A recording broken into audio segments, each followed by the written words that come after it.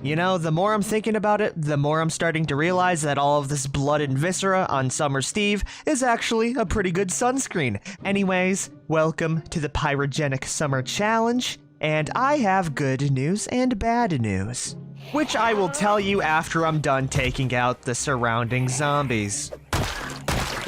Now that we have that taken care of, I can tell you about the good news. Number one, we have so much alcohol and chips on us that we're gonna be coasting for a pretty good time. Number two, the loot in this town is extremely low. I was wondering why I wasn't getting a lot of modded spawns and food in my homes, and I figured out that this map mod is actually around 3 to 2 years old. So the loot distribution tables are a little bit scuffed. I was wondering why I wasn't getting a lot of food and supplies out of homes, and it explains it pretty well. And honestly, I welcome the challenge. I just really wanted to get that out of the way, so just in case if we do come across like a store filled to the brim with absolutely nothing, you know why. But I think we're gonna do just fine with the lack of resources, plus it kind of makes you think a little bit of what I actually need and what I don't. Anyways, it's only 1 PM right now, so let's go pack up as much as we can so we can hit the road once again. But before I do leave, I will be grabbing this free hand axe right out of our top storage unit here. Oh yeah, I almost forgot to mention, we have survived 3 days, 4 hours, killing 81 zombies, with it being a very cool and crisp 125 degrees Fahrenheit. I almost forgot my damn water bottle. So after I grab that, I'm gonna go pick a direction and we'll just walk and see what we find. And right now, I think the best course of action in order to loot some more supplies is gonna be following the Star Eplex up that way. I could go down all the way near the bar, but I feel like that's a lot of ground to cover without too much shelter, right? I am gonna be hopping from building to building, so having it nearby is going to be a very nice thing for us. But it looks like we won't need to travel too far for the next building, as there seems to be a clothing store right up ahead, with some opposition, but we can probably handle that real quickly. And if not, I can just speedrun my way into the building to fight them in there. Wow, that's a lot more than I was expecting. Okay, maybe we go around. Or instead of that, I'll move my way down over through here, break open a window in there, and just window cheese the rest of these zombies. I think I'm gonna go with that one instead. Please don't be an alarm. Okay, no alarm. Perfect. Let's remove the glass and get smacking.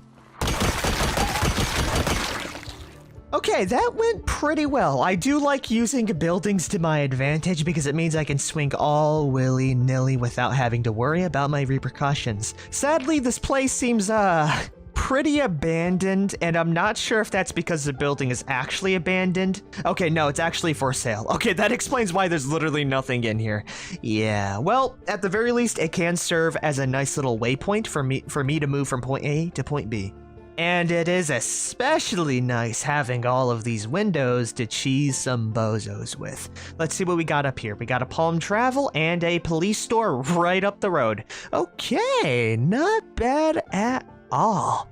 Also, if you look really closely, I see some rain collector barrels up on the rooftop of that one building.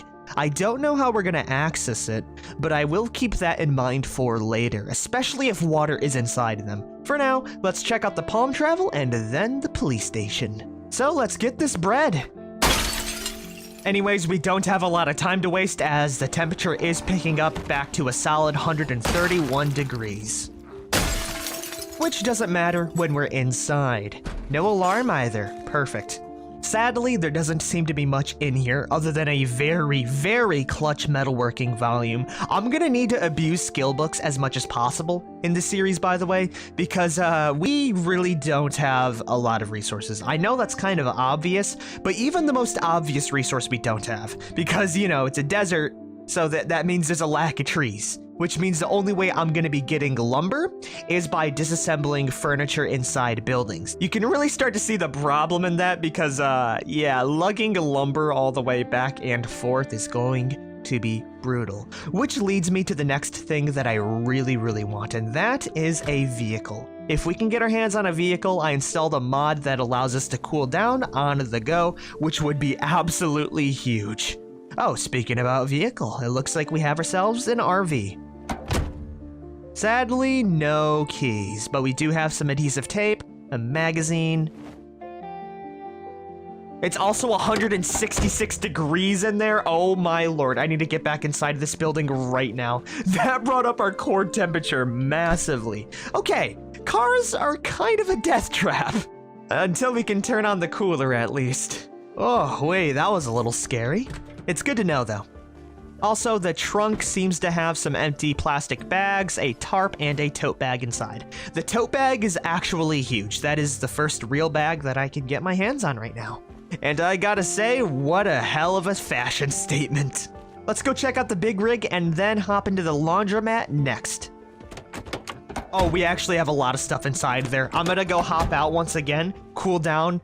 Hey there, you might notice that there's a slight change in pace from what I was just dealing with minutes before, and I'll tell you exactly why. It's because I lost a pretty good chunk of the recording, and that was all that was saved. So here is good old Steve. As you see, I looted the police station, and I got a very nice bag from it. Not only that, but I got a small assortment of ammo and a few guns that I dropped down on our little shelf here. We've survived for a whole 4 days and 7 hours, and with this small little win, I also got something that is pretty huge. And no, it isn't the extra jug of water that we got from the police station water dispenser, but that does lead to something that is also pretty fun and something new that we are going to have to deal with. The water in the taps and the plumbing systems of each and every house has finally gone bad, meaning it's tainted, and if we drink it, we will get sick. So really all the water that we can drink right now is gonna be the few jugs that I do have with pure drinking water inside. Other than that, we are gonna have to start to worry about purifying it. But aside from that, we got ourselves some nice magazines, including a modded one, which I found inside a garbage can, believe it or not, and a pretty nice assortment of foods, including some broccoli and beef jerky, which I will eat right now. Anyways, it is 5:40 p.m., so we're not going to be doing anything too crazy, but in the morning, I am going to go back up to the direction of the police station to kind of fill you in on what you missed. But for the rest of the day, we will be just foraging around the area. Oh, and by the way, it got extremely more hot out. I'm pretty sure the max temperature it reached today was 136 degrees Fahrenheit. So we are reaching levels that are quite literally record-breaking. But that ain't gonna stop good old Summer Steve from foraging around the area for any bits and baubles I can get my grubby mitts on. Oh, I also lost the bandana as I was just getting way too hot, and I decided that the little bit of insulation was just not worth the risk. Anyways, I will see all of you tomorrow, and I will keep you updated if I find anything nice around here. Welcome to day just about 5. Summer Steve has killed 141 zombies, and it's only going to go on up as we continue on down. Now, I am going to be taking the same path as our police station route, as there are some very good landmarks that I would love to loot in the future. But before I do leave, we're going to need to pay a small little visit all the way towards the gas station, as I need something big from there. And if you can't tell where I'm going with this, you can tell from my key ring. I found a car key, which means that we now have access to something that should help us out in a not so forgiving world. Something that gives me hope that we will be able to survive. Anyways, the one thing that we do need from here right now is some gasoline, so I can start up and work on a future vehicle. Matter of fact, I'm gonna grab every gas can I can right now just to fill it up while we still have power. You know, we gotta take small bits of initiative like that if we are gonna survive here. I learned the hard way, especially because I almost walked out and died from dehydration from forgetting my water bottle. It's rough out here. It really is. I mean, we've been out just for a little bit and I've already gone through half of this new water bottle. 3 things of gas should be more than enough for our future vehicle, though I will only bring 1 with me, as I can use that small amount of fuel to drive back and fill it up straight from the source. Bingo, let's drop off these 2 and bring the 1 in our hand with us. Now that we got that, it's time to revisit that one laundromat that I was at before. Alrighty, here we are once again where I actually lost my footage. So, what I did is I followed my way all the way down to the police station, looted that boy up. I'll probably be back in there later to pick up some water, but I went through Green's Market up there. Green's Market, by the way, was completely empty and ransacked, so there's nothing up there, but I cut through ahead and I found a very big dorm kind of ish building up ahead, which is going to be a very cool hotspot. And not only that, but we did find some car keys to one of the vehicles up there that I want to check out right now. And in order to segue over to that topic, I'll ask you one question. What is the most dangerous part about this challenge? I would say it's the temperature, and the whole fact of us having to jump from house to house is extremely inefficient if we want to travel long distances. Thankfully, I've installed a mod to where car coolers are actually way more useful than they are, and we can cool down our character by getting inside and turning on the air conditioning. So, my car key goes to this vehicle here. If I were to enter this vehicle right now, it'd be a solid 132 degrees Fahrenheit. But if I add in a little bit of gas, just like this, enter this bad boy, start it up, and turn on the cooler, which I already did have on. I thought you'd be able to turn it on without starting the car, but I learned that was not an actual thing that you can do. But now all we gotta do is let that bad boy run for like 30 minutes inside the comfort of this building in here, and hopefully we will have a very, very cool car, which we can use to drive around without having to worry about heat stroke. And now that we have given it a few seconds, let's go check it once again. Okay, it does look like we need to be actually inside of the car in order for it to cool down, so I will just sit in here for a little bit. But as you see, the temperature is rapidly decreasing to way more manageable levels. So this kind of brings me to my next thought. As long as I have gasoline and a working car, I have my lifeline. As if I get too overheated, instead of having to search for the nearest building, I can instead hop into my car and cool down that way. The only problem is that it kind of makes gasoline a very sought-after resource now. But it's a damn good thing that we live right next to a gas station. So let's go drive this bad boy down and fuel it up all the way so I can bring this with me on my travels. Oh, this is the small boon that we needed to do a little bit better in this challenge. I'm feeling it. Matter of fact, we're getting too cold in here, so let's turn the temperature back up a little bit more so we're not dying from that. But oh man, this is awesome. I actually have faith about this challenge now. Anyways, let's go refuel this bad boy and drive right back up to the police station first. Just like that, we have ourselves a portable cooler that also works as a means of transportation. Let's go move our way back to the police station so I can kind of retrace my steps, because as much as I do sound optimistic, I am extremely frustrated that I did lose all of that recording. But hey, with every small fumble, we get a little bit of a treat along the way. Anyways, I should probably keep the car running the more I think about it, especially with how fast these cars can turn into ovens. Yeah, I'm gonna keep that running. It'll be my little oasis. But I stepped my way inside the police station, looted my way all the way down, taking all of the water out, especially because I was able to take a big old water jug out of that water dispenser there. I then looted the armory, got myself a few guns, nothing too crazy, nothing to write home about either. And then I stepped my way inside this locker room right here where I found my big hiking bag. Matter of fact, there is still a free duffel bag, a bucket hat, and another duffel bag inside here, which I will take another one just in case. So after that, I hopped my way on out, and holy hell, is it raining out? Wow, I guess I only set it to very dry in the sandbox settings. If I could have removed rainfall, I definitely would though, but that is really nice. I don't see any rainfall accumulating on the ground though, so I don't know if we can actually collect water that way. Can I drop a beer can on the ground and will it fill up? No, it can't. Well, that's fine. I'm sure it'll keep us cool and keep us wet anyways. So, I moved my way through the police station, all the way down to this green marketplace. Let's go take out the bozos and then move our way in.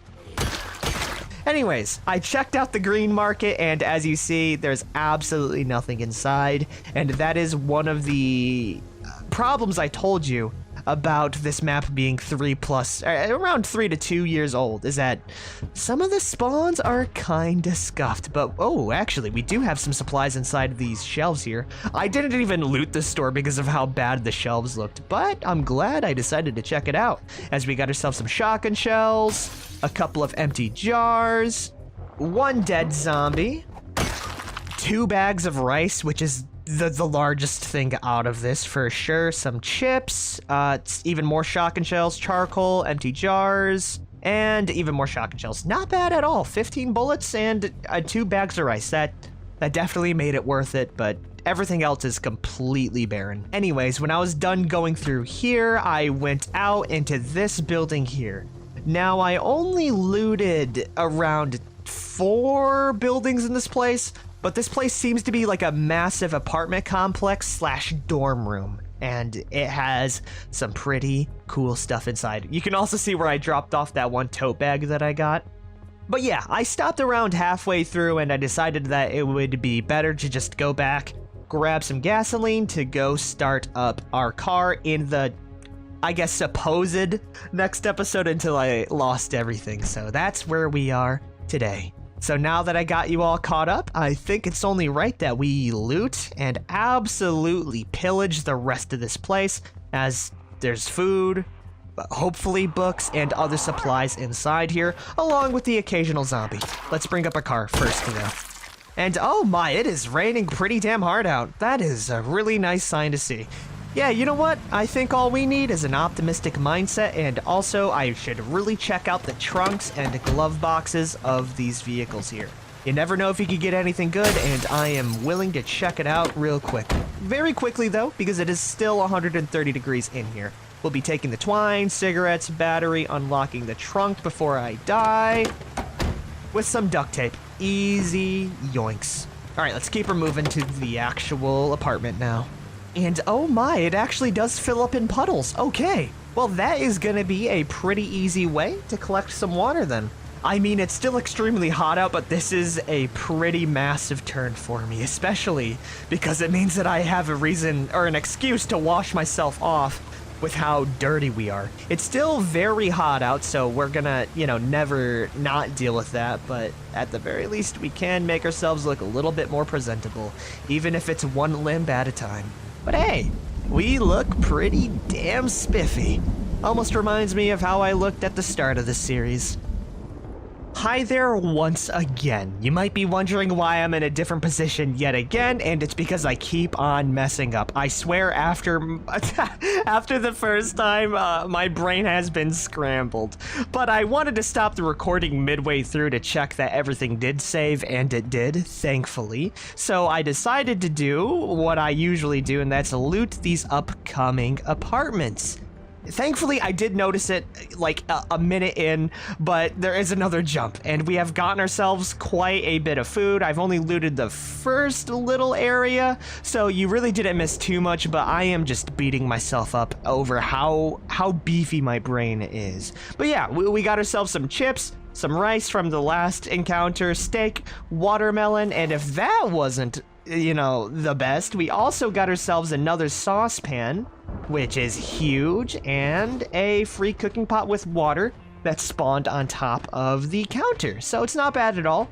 And the best thing is that we can use our newfound car to lug all of this stuff back. Isn't that useful? Oh, also, the back of this car actually had some stuff in it.